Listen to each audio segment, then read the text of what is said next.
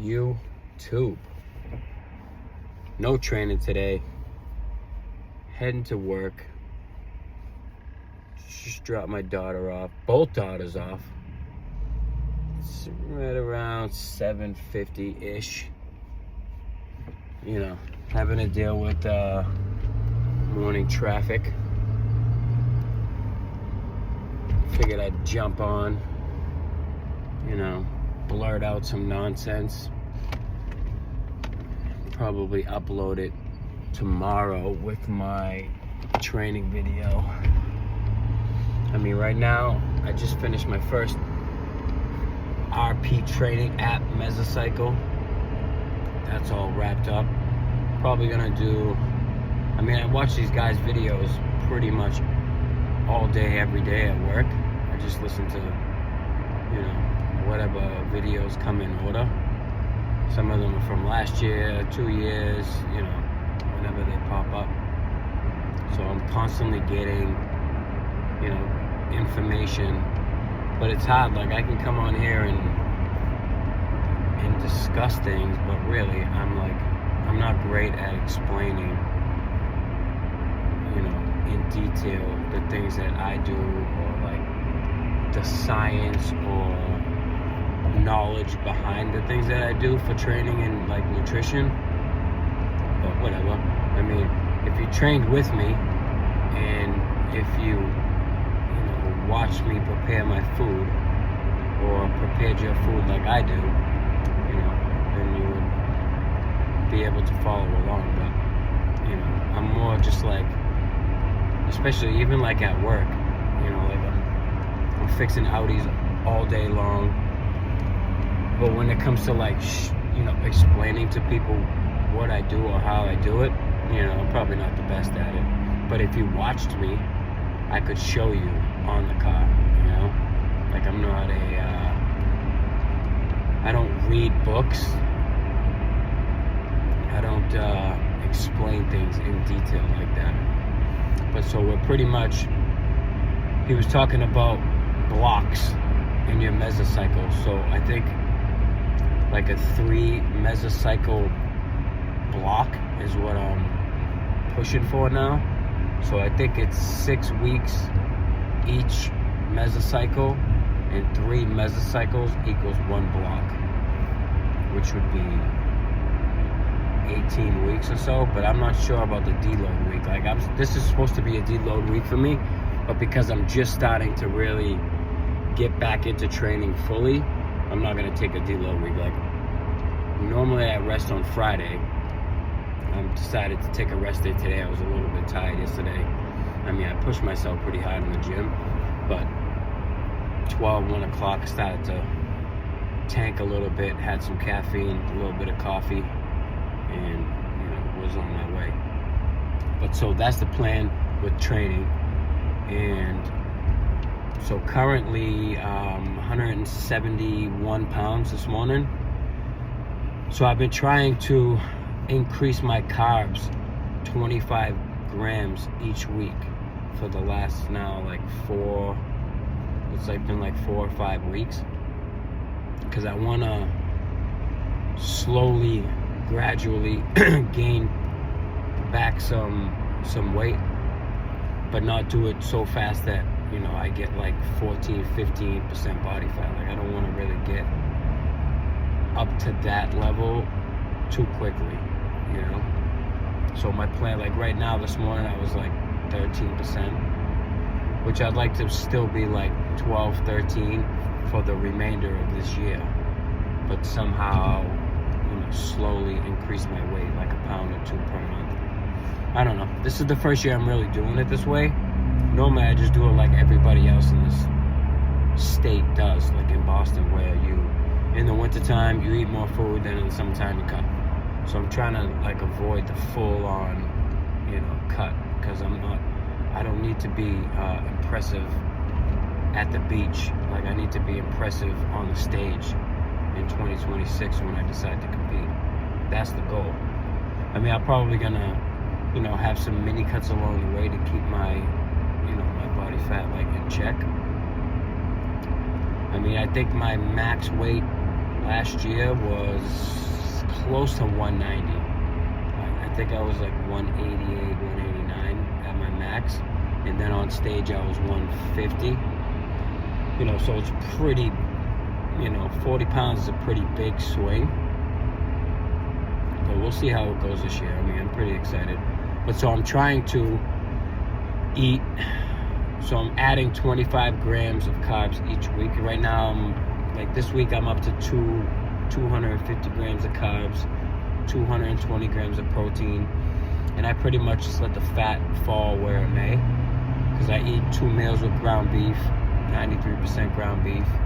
And then usually I'll have like a tablespoon of almond butter in my oatmeal or cream of rice in the morning. So I keep my grams of fat like usually it's under 50. 40, between like 40 and 50 is the range for me. So for right now, that's what's working. I have pretty good energy throughout the day now, finally. Like my hormone balance is back to, almost back to normal, I would say. Like I don't feel any different than I did like before I started my prep. So that's a good sign. So I mean, we'll see how it goes. I'd like to just, kind of keep my carbs increasing and keep my fats kind of like where I'm not like intentionally adding fats. Like I like to add almond butter in the morning, but I don't add like any other fats throughout the day. I think I get enough from the protein sources that I typically eat. Like, I mean, I've literally been eating 93% ground beef, 2 meals per day for the last like at least 2 years straight, every single day. Like it hasn't got old to this point, and it's always with white rice. I don't eat brown rice.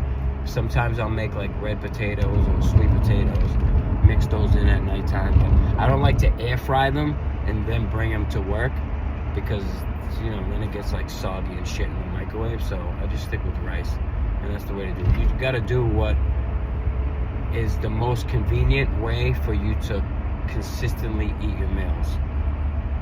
And like I'm trying to, like I switched around where I was eating 6 meals a day. Then I went to, this was like at the end of my prep. Like the first probably like 16 weeks of prep, it didn't even feel like I was even in contest prep. Like I was just decreasing calories, increasing cardio, and I was perfectly fine. My energy level was still good. I was still working hard, at work. And it didn't seem to affect me. But then I just hit this point where I just like crashed. And it was like when I hit like 6 or 7% body fat, I was like the fatigue was so bad. Like my feet are just dragging through work, and I have to work every day. I can't make an excuse like, hey, I'm a bodybuilder, so my workload is definitely going to decrease. That's not an acceptable thing. And I don't even know how many people really notice the difference. Like I try not to make it like super obvious, but like a lot of the people that I work with knew that I was competing, and the last like 4 weeks were absolutely brutal. Like I tortured my wife and my kids, and my family in general was just like, bro, what the fuck is happening? And I know, like, I always looked at it like, yes, everybody says you have to suffer during contest prep, and like for 16, 20 weeks or whatever it was, like I didn't experience that. Like I was like, yo, I'm so good right now. And then bang, it just hit me. And the suffering continued, and it got worse and it got worse, where I was just like doing only the things that I absolutely needed to do, which was like wake up, train, eat my food, do my cardio, work. That was it. Like when I got home from work, I stopped going to my kids' games. Like I stopped doing everything, because by the time I got home, I couldn't even function. Like the last 2 weeks were like, I just come home 6:30, I'd eat and just go right to bed. Just like take a shower and go to bed.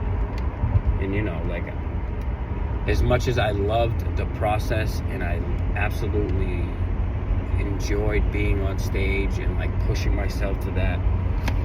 Like, it was cool that I won, and I won my pro card. Like, all that stuff is cool, but like the goal was to just like complete the prep 100% and actually get on stage for the first time.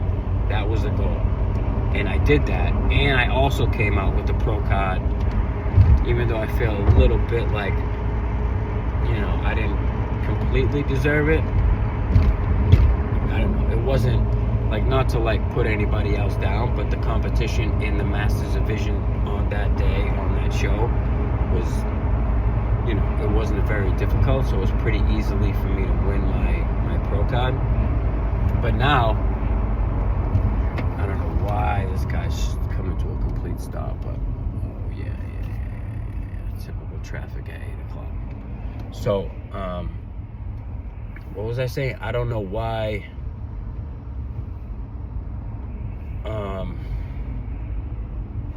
I don't know. So like, I won my pro card, and the competition wasn't that difficult.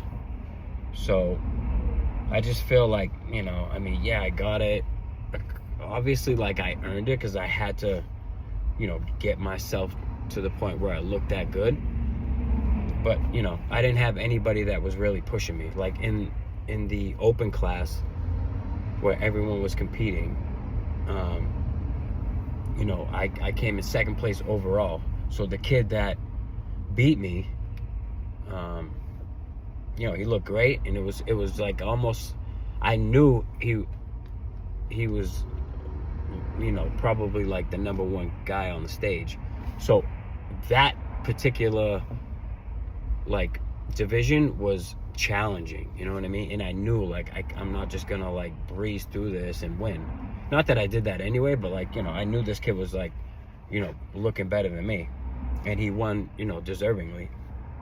So, but now I'm not able to compete in those divisions, so I have to compete in the pro division now.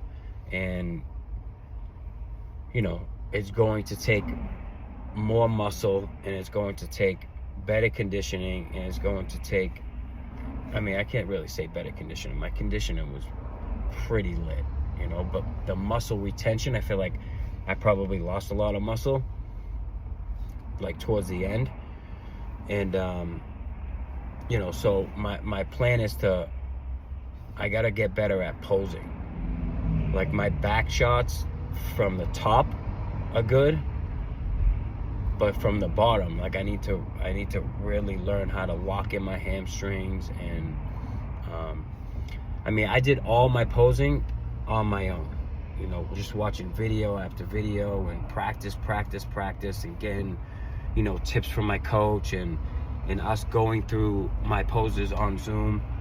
You know, I mean, for someone who's never had a posing coach, I feel like I did pretty fucking good on my own for my first show, you know. But looking back at the pictures, like my shots from the back, my hamstrings weren't locked in. Like, I feel like my glutes were probably my glutes were like okay, but my hamstrings, I got to do better at, you know, flexing my hamstrings. But it's all in like progress, you know what I mean? Like, in the experience that I had then, I could take with me into the next show.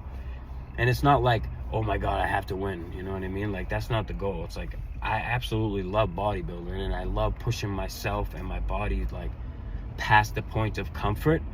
And I think that's why, you know, I wanted to do it, and I did it. And, you know, now I'm like, you know, I definitely can't compete. I mean, after the last prep, seeing like how it went towards the end, you know, I don't want to put my family through that like consistently, you know. So I was like, you know what, I'm gonna take a whole year off, and then I'll figure out what show I'm gonna do in 2026. And the plan this time would be try to deal with that amount of fatigue a little bit better, you know, because there was a point in time where I just became like a little bitch, and I was whining and about everything was bothering me.